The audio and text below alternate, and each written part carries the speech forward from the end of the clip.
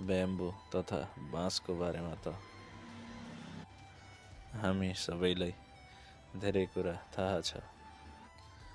त्यसमा पनि गाउँमा बस्नेहरूलाई त अझै धेरै जानकारी हुन्छ, किनकि गाउँमा त धेरै जस्तो व्यक्तिहरूको बारीमा बाँस हुने गर्छ।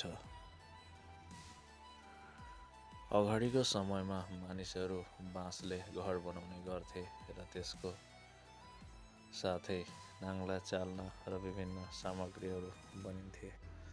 तर अहिलेको समयमा कच्चा घरको चलन कम्दै आएकोले बाँसको व्यवहार पनि धेरै कम्ती भएको छ।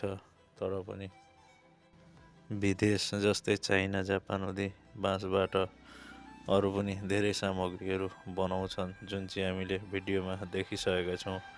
अब जाँदै भिडियोलाई एउटा लाइक